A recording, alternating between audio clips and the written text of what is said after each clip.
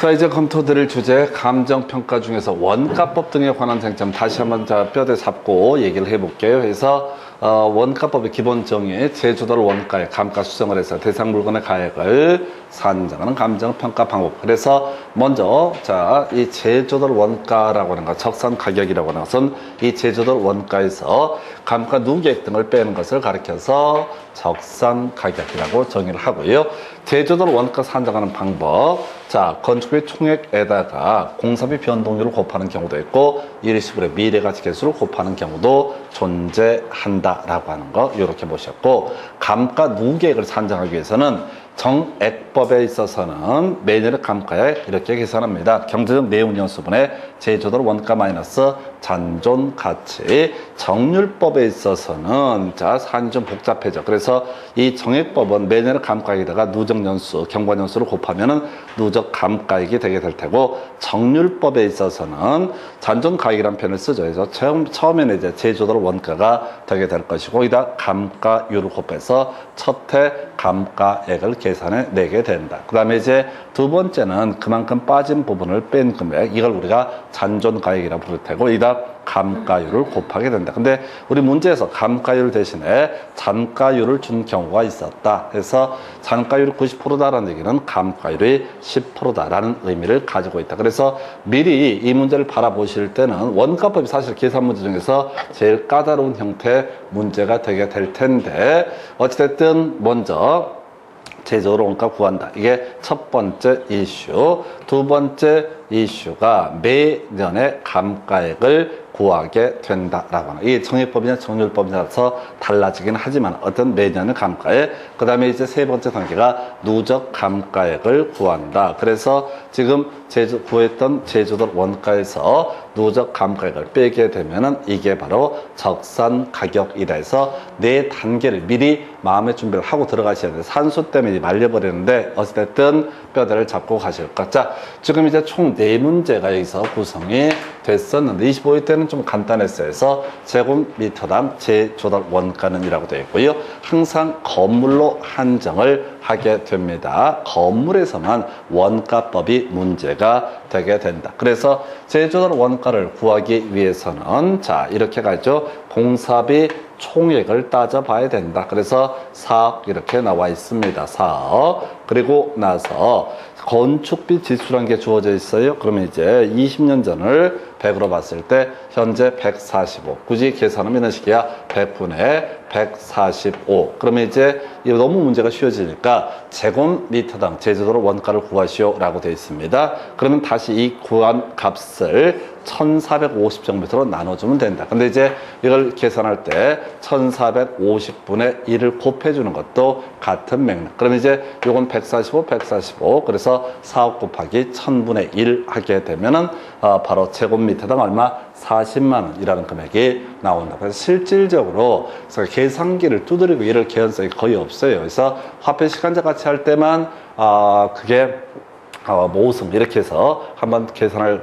경우의 수가 있었고, 대부분의 투자론을 제외하고는 계산 문제라고 할 것 자체도 거의 없습니다. 그래서 이렇게 애들이 문제 구성할 때 산수 못하는 사람들한테 말리지 않게 하기 위해서 이렇게 구성을 했고요. 25회 때 제조달 원가라는 문제, 그리고 25회 때 같이 감가액을 구하시오라는 문제가 나오죠. 그래서 감가 수정액을 구하시오. 그러면 이제 여기서는 뭘 판단해야 돼? 정액법인지 정율법인지를 먼저 판단을 해야 된다라고 할 것. 그래서 정액법에 따른다. 그러면 이제 정액법에 따른 매년의 감가액이라고 하는 거, 경제적 내용 연수분해, 경제적 내용 연수분해 제조달 원가, 제조달 원가 마이너스 제조달 원가 마이너스 바로 뭐 있었죠? 잔존 가치라고 하는 것이 바로 매년의 감가액이 되게 된다. 그래서 지금 만들어진 지 9년도고, 지금 기준 시점은 2014년도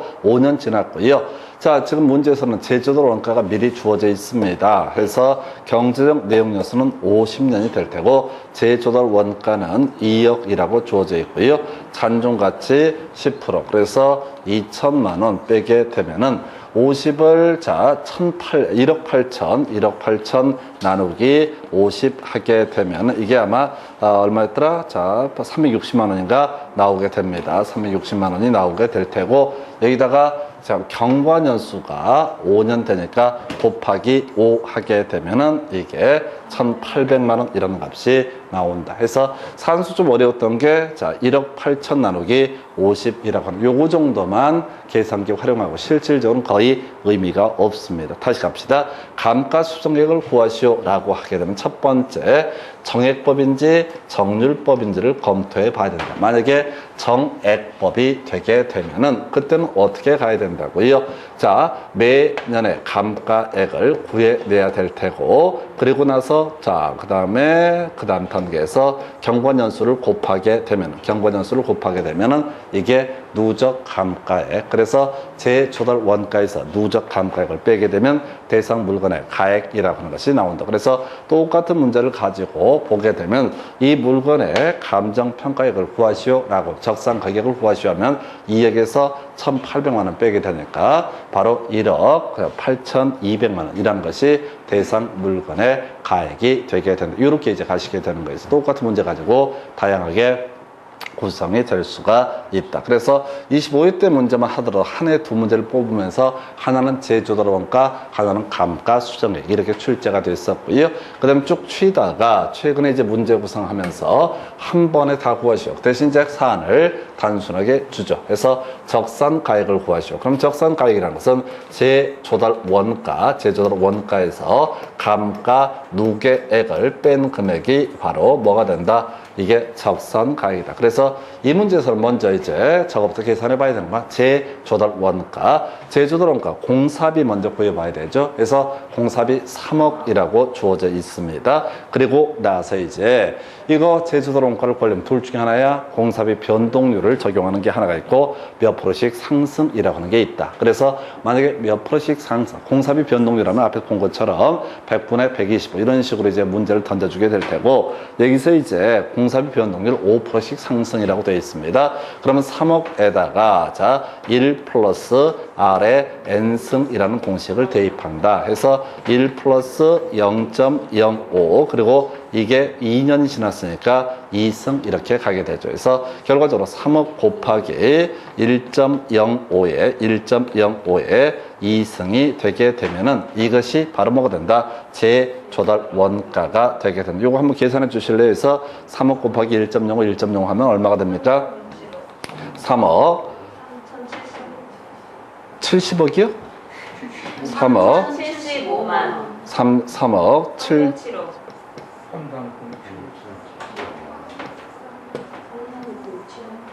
3억 3,075만 원. 3억 3,075만 원. 3억 3,075만 원에서 3억 3,075만 원.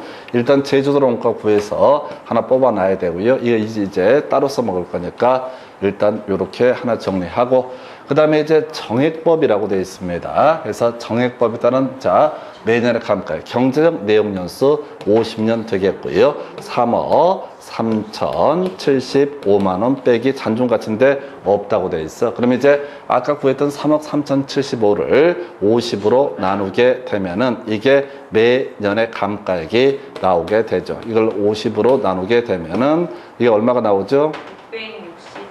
661만 5천 원이라고 하는 것이 매년의 감가액. 그리고 이게 이제 공사가 완성된 지 2년 지났으니까 2를 곱하게 되면은 이게 자, 2는 2, 3이 되나요? 해서 16, 12, 10, 그 다음에 16, 13에서 1323만 원이라고 하는 게 1323만 원이 되게 될 것이다. 그래서 자 누적 감가액은 1323만 원, 그 다음에 아까 3억 3,075만 원이 제조달 원가 해서 3억 3,075에서 1,323만 원을 빼게 되면은 3억 자 얼마죠?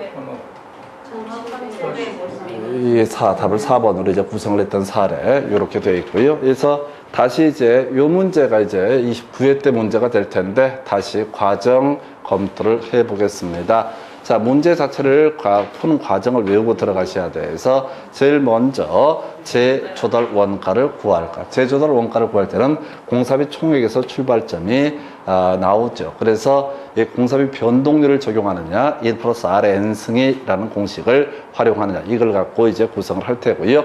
여기서는 이제 공사비 5%씩 상승이니까 1 플러스 R의 N승에서 3억 3,075만 원이라는 금액을 뽑아냈고, 그 다음에 이제 매년의 감가액을 이제 계산을 하려면은 경제적 내용 요소분의 제조달 원가 마이너스 잔존 가치. 근데 계산의 편의해서 잔존 가치를 빼버렸고요. 0원으로 만들어놨고, 그래서 매년의 감가액 구하고, 그 다음에 누적 감가액 곱하기 2 하게 되면 누적 감가액. 그래서 자, 제조달 원가는 3억 3,075만 원, 누적 감가액 아까 1,323만 원인가 그거 빼게 되면 답은 4번으로 뽑게 된다. 자, 이게 이제 29회 때 문제가 되게 될 것이고요.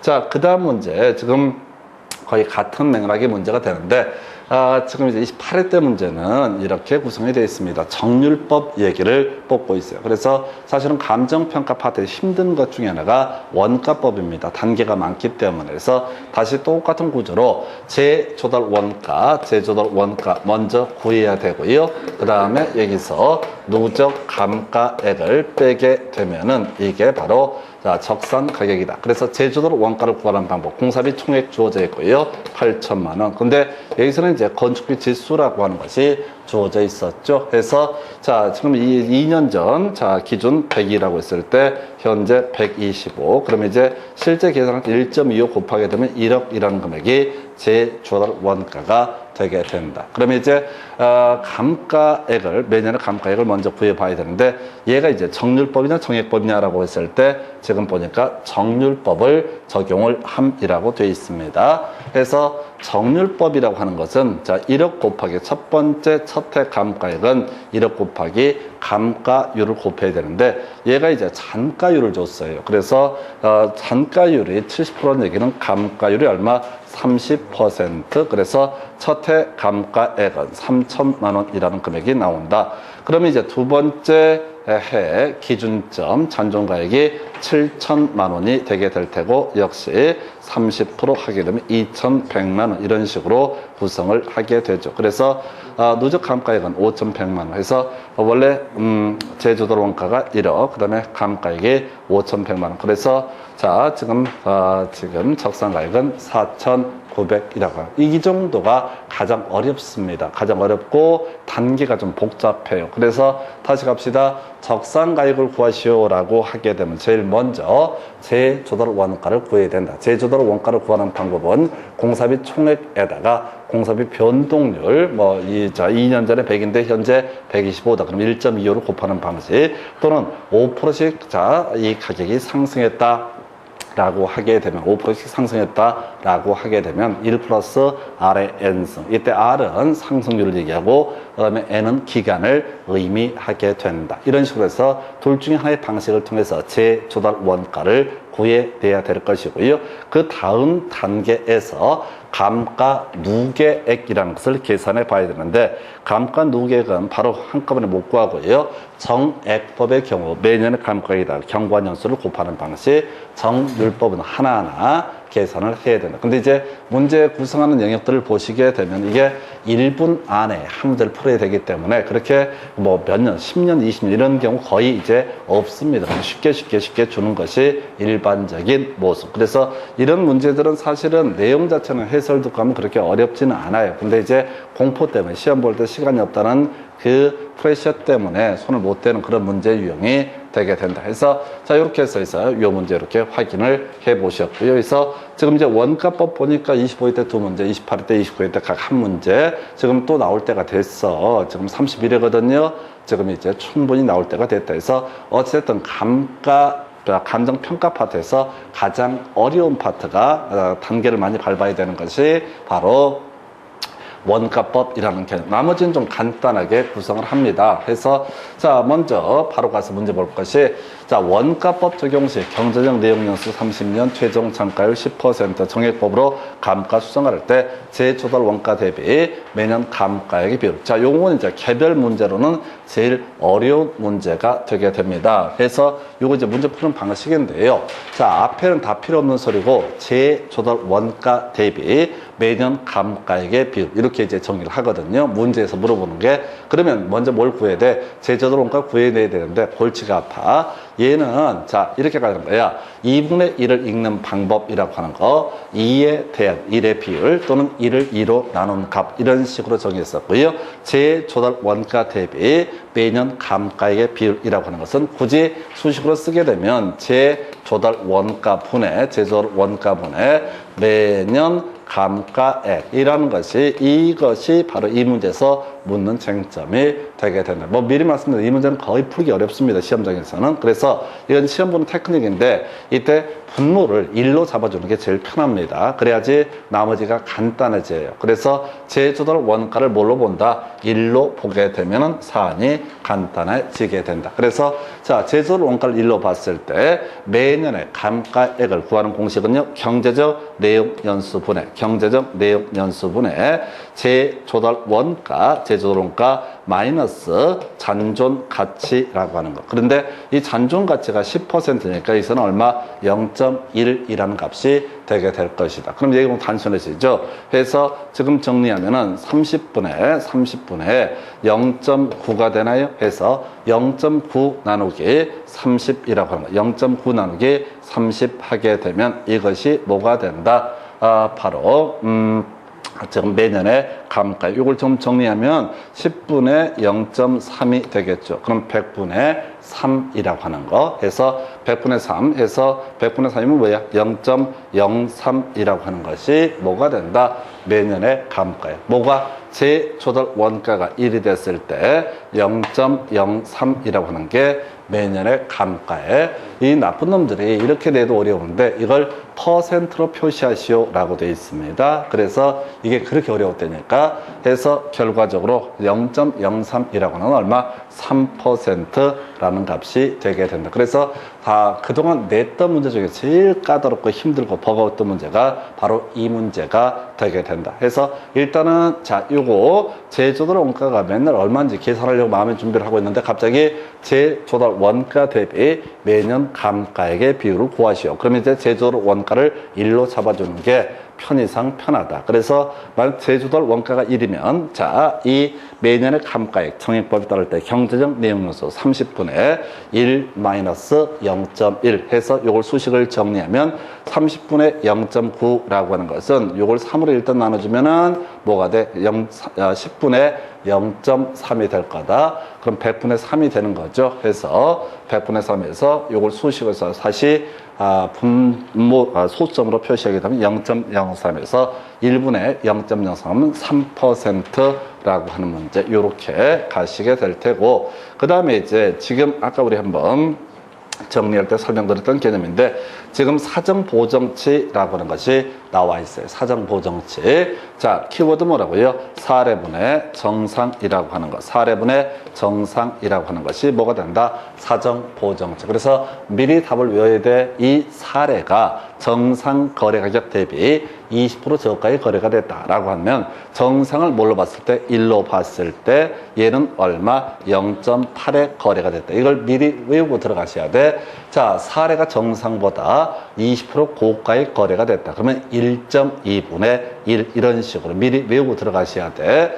무조건 정상을 여기서는 기준 삼아서 1로 잡아두고 사례가 정상보다 이렇게 나오기 때문에 이렇게 이게 제일 까다롭습니다. 사정보정치 해서 나중에 지역요인 비교치라든가 개별요인 비교치 이렇게 가지고 일단 사정보정치 사례분의 정상이라고 하는 사례분의 정상이라고 하는 거 이걸 뭐라고 한다? 사정보정치. 그 다음에 사례분의 대상이 되는 것을 가리켜서 지역요인 그 다음에 개별요인의 비교치 이렇게 가게 됩니다. 그래서 자, 사정이라고 하는 거, 사례분의 정상. 그리고 미리 답을 외우고 들어가셔야 돼.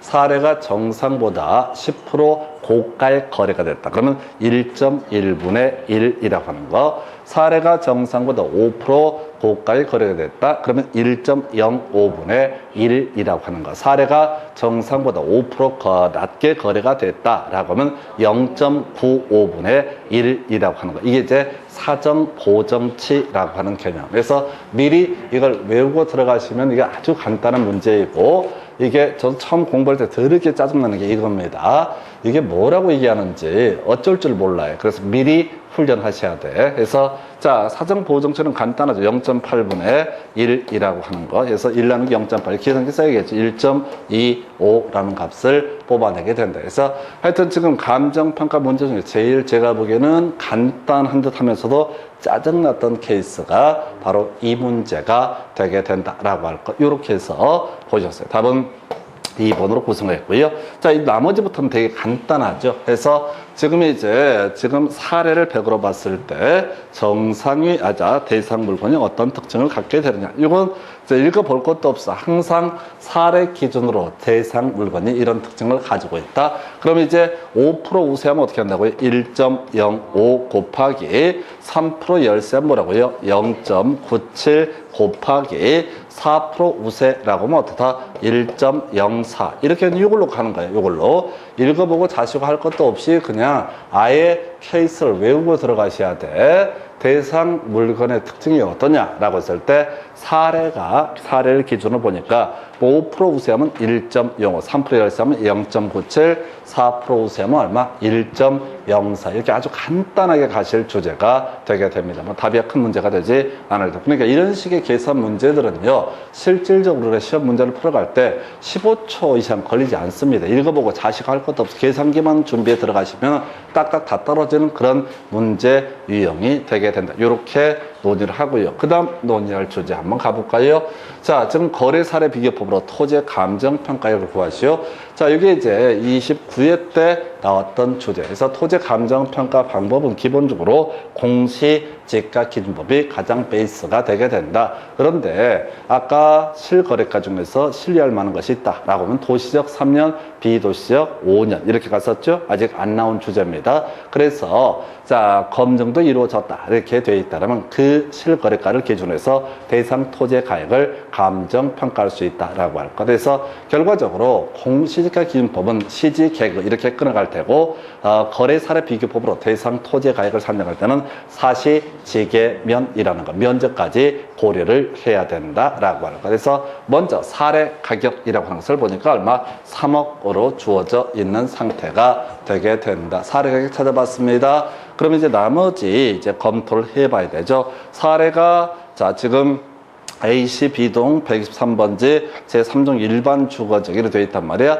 대상 토지하고 보니까 용도적 같고요. 지번도 거의 유사합니다. 그러다 치고 첫 번째 사정 보정 요인은 없음이라고 되어 있습니다. 그래서 사정 보정처는 따질 필요가 없겠고요. 사실 시점 수정이라고 하는 거 4% 상승이라고 되어 있죠. 그러면 계산하지 말고 어떻게 1.04라고 하는 것을 곱하면 된다. 이렇게 바로 가야 돼. 자, 시점 수정. 그 다음에 지역 요인, 인근 지역이 위치한다. 그래서 인근 지역이 위치한다는 얘기는 지역 요인이 똑같다. 그래서 지역 요인은 비교할 필요가 없겠다. 그 다음에 이제 사시지계 개별 요인 보니까 5% 열세라고 되어 있어. 그러면 0.95라고 이렇게 치고 들어가야 되겠고요. 5% 열세.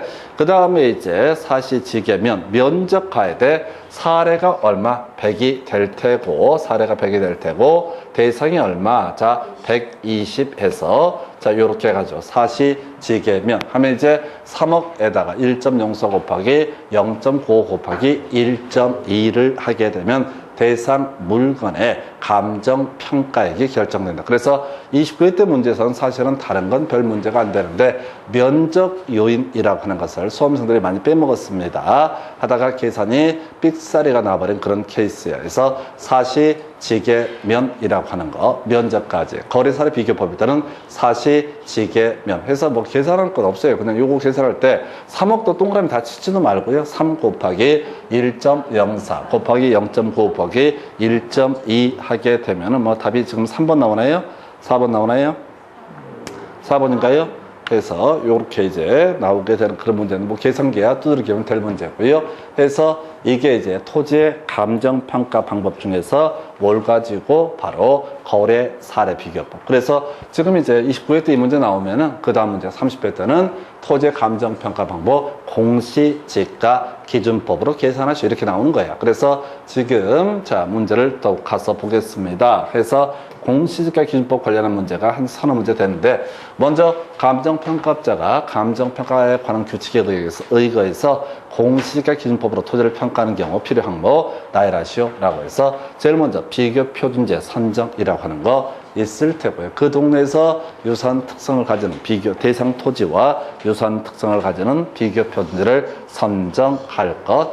그 다음에 이제 시지계가 들어가야 되죠. 시점 수정, 지역 요인, 개별 요인, 그 밖에 요인이라고 해서 기역, 미음 이렇게 가나요? 해서 답은 5번. 이런 건 뭐 간단한 주제가 될 테고. 지금 이제 외웠으니 간단하고요. 사실 시험 문제를 그냥 읽으시게 되면 정신없습니다. 그래서 그 지문을 보는 게 아니야. 지문을 본다고 해서 알 수 있는 게 아니라 미리 외우고 들어갈 때 사시지계면에 대해서 시지개그라는 개념. 사시지계면에 대해서 뭐가 있다? 시지개그. 그 다음 문제가 이제 계산 문제 형태가 되게 될 텐데 자, 지금 제시된 자료 가지고 공시지가 기준법으로 평가한 토지의 평가에 관해서 토지 가격은 먼저 비교 표준지 공시지가 금액 보니까요 200 주어져 있습니다. 200만 원 주어져 있어요. 여기다가 시지개그 들어가야 되죠. 지가 변동률이라는 게 시점 수준이고 5% 상승 어떻게 해야 돼? 1.05 아예 외우고 들어가야 돼. 읽으면 안 되고 5% 상승은 얼마?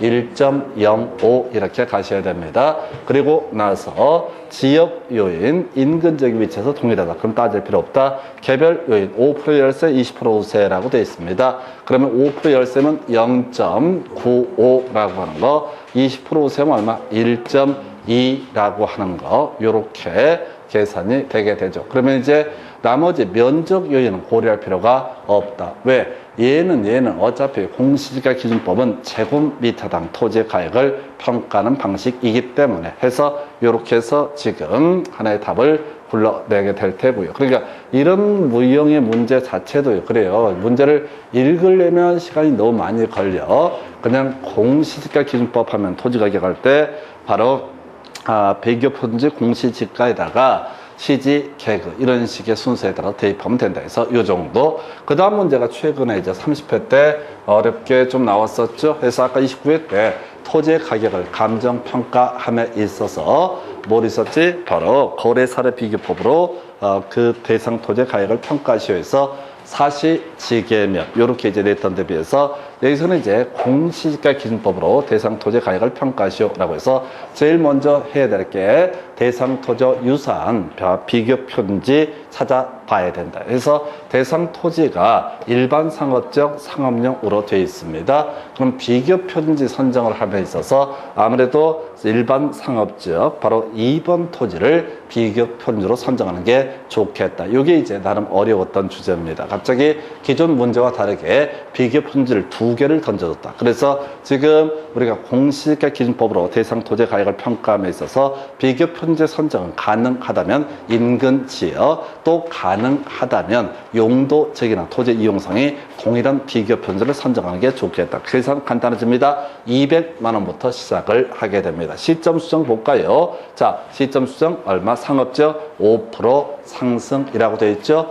1.05라고 하는 거 이렇게 가게 될 테고요. 그 다음에 이제 두 번째 지역 요인, 인근 지역이라고 했으니까 따져 물으실 게 없다. 그다음에 개별 요인.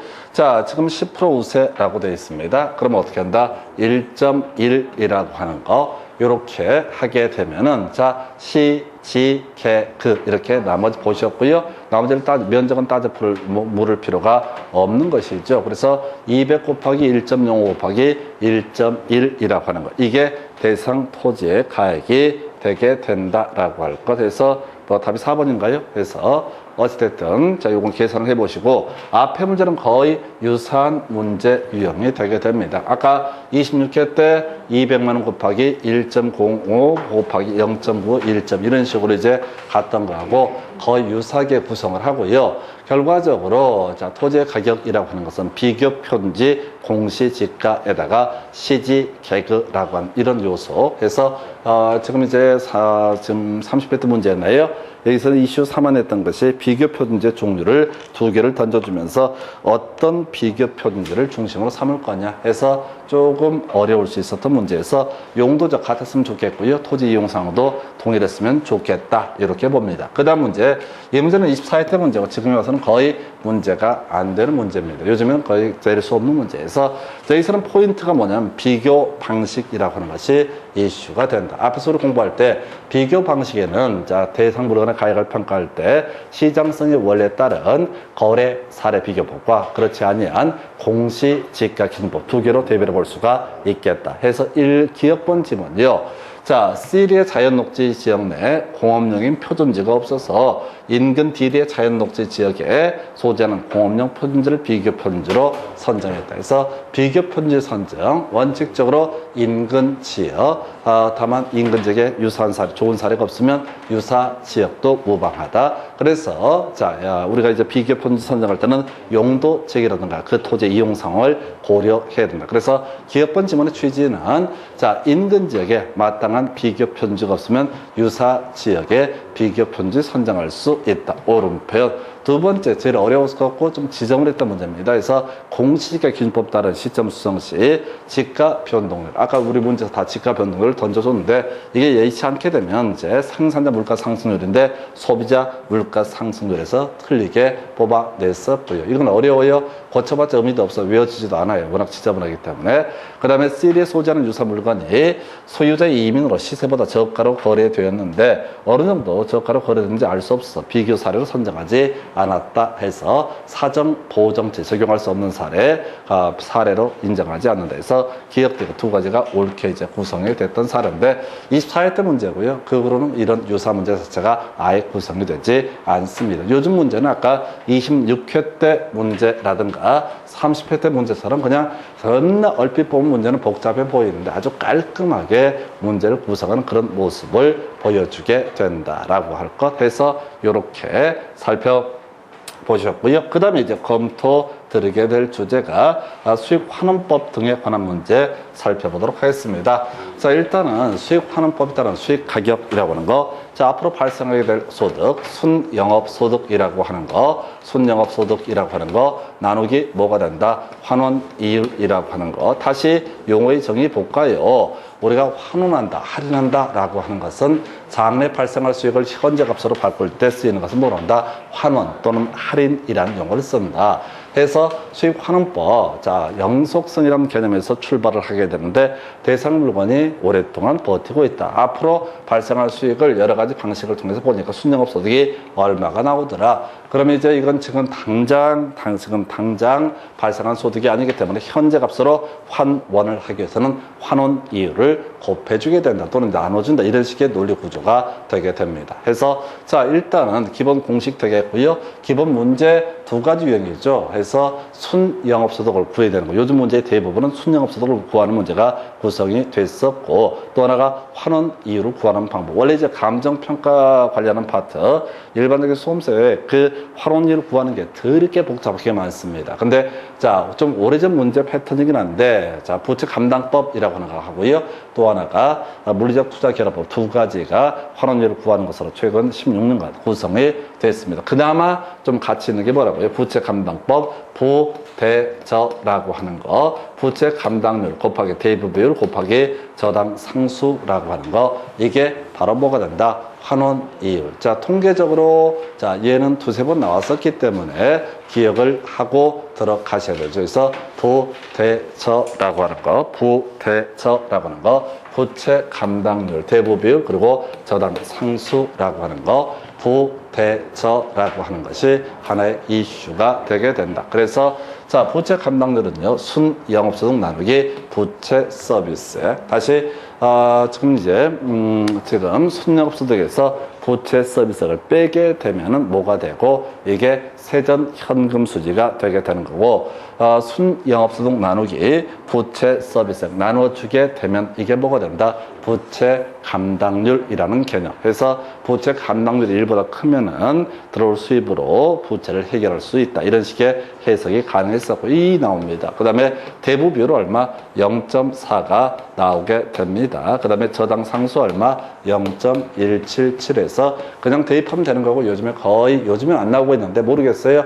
그동안 계속해서 수익 가격 따져 물을 때 뭘 가지고 구성했으니까 순영업소득 얘기만 계속 냈으니까 혹시 대부 비율 자 지금 저당 상수 그리고 부채 감당률을 가지고 따져보면 부채 감당률도 이슈가 될 수 있다. 24회 때 구성이 됐습니다. 그리고 쭉 안 나왔던 주제. 그래서 자 이렇게 해서 답은 3번으로 퍼센트로 표시하시오 라고 되어 있으니까 14.16에서 원래 이제 계산하면 소점은 1416이라는 값이 나오게 된다. 근데 이걸 아까 퍼센트로 표시하시오 라고 되어 있으니까 14.16%에서 뭐 단순 암기, 부대처. 그 다음 물리적 투자 결합법 얘기가 지금 16년간 한 번 나왔었고요. 그 다음에 24회 때 나오고 거의 다 끝나버리게 됩니다. 그래서 자 지금 이제 우리가 수익가격이라는 것을 구하시오 라고 이렇게 되어 있으면 순영업소득 먼저 구해내야 되고요. 순영업소득 구해야 되고요. 여기다가 환원이율이라고 하는 것으로 나누어 주게 되면 이게 수익가격이 된다. 그래서 순영업소득은요. 여기 바로 나와 있죠. 유효총소득에서 영업경비를 뺀 금액 이게 바로 뭐가 된다? 순영업소득이다 라고 이렇게 얘기를 하죠. 그래서 순영업소득은 얼마? 결과적으로 3억이라는 금액이 나오게 된다. 해서 3억 8천에서 8천 빼면 3억이라고 하는 거 아니구나. 3,800에서 지금 800을 빼게 되니까 3천만 원이라고 하는 것이 바로 순영업소득에 해당이 된다. 3천만 원. 자, 그리고 나서 환원이율을 구하시오라고 되는데 이렇게 이제 미리 답이 주어져 있어요. 토지 환원이율 5%, 그 비중이 0.4. 그 다음에 건물의 환원율 10%, 비중이 0.6. 그래서 5% 곱하기 0.4. 이게 이제 굳이 이 파트의 포인트죠. 헷갈리죠. 그래서 퍼센트 나오게 되면은 한쪽은 소수점으로 치환을 해야 된다. 그 다음에 10% 곱하기 0.6이라고 하는 거. 이렇게 가게 되면 여기서 2%, 그 다음에 6% 해서 환원율은 얼마? 8%. 이걸 소수점으로 표시하면 0.08이 되게 된다 해서 3천만 원 나누기 0.08 나오나요? 그럼 3억 7,500이든가 계산 한번 해보시고요. 그래서 이게 이름하여 물리적 투자 결합법이라는 개념이 되는데 하여튼 이건 좀 그래요. 왜냐면 16년 역사에 딱 한 번 나왔던 주제가 되게 된다. 그러면 이제 아무래도 자 24회 때 두 문제가 구성이 됐는데 바로 부대적라고 하는 거, 부채 감당률, 대부 비율, 그리고 저당 상수. 요것만은 반드시 기억을 하고 가시자. 그리고 지금 자 최근 문제에서 두 문제 다 따져 물었던 것은 사실은 뭘 구하시오? 순영업소득을 구하시오라는 문제가 되게 됩니다. 그래서 28회 때 문제 가서 보겠습니다. 자, 수익가액을 구하시오라고 되어 있습니다. 수익가액은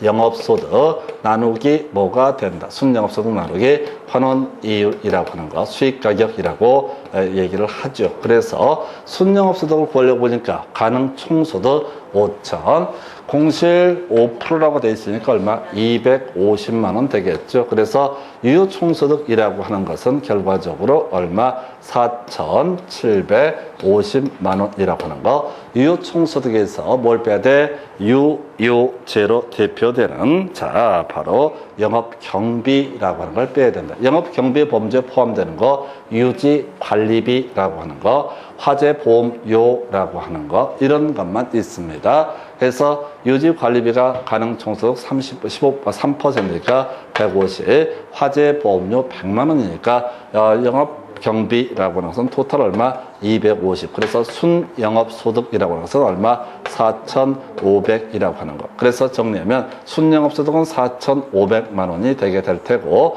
자, 환원 이율이라고 하는 거 찾아보니까 5% 바로 주어져 있습니다. 계산할 필요도 없어요. 그럼 0.05가 어떻다? 5%에 해당이 된다. 그래서 4,500 나누기 0.05라고 하는 거. 이게 바로 뭐가 된다? 수익 가격이 되게 된다. 그래서 이 문제에서는 계속해서 이제 주의하실 게 퍼센트 나와 있으면 뭐로 소수점으로 치환을 해줘야지 정상적인 계산이 되게 된다. 5% 하면 100분의 5란 의미고요. 그래서 그거만 좀 주의를 하시면 되고, 대신 실제 문제를 풀어갈 때 여기서 부채 서비스액이라든가 개인 업무 이런 것들 또 기대율 아무 쓸모가 없는 개념입니다. 그래서 이건 출제자가 여러분들이 순영업소득을 얼마나 수험생들이 잘 이해하고 있는가를 따지는 문제. 근데 순영업소득 내면 너무 유치하니까 나름대로 수익 환원법이라는 방식을 통해서 물어보고 있다. 그 정도로 봐야겠고요.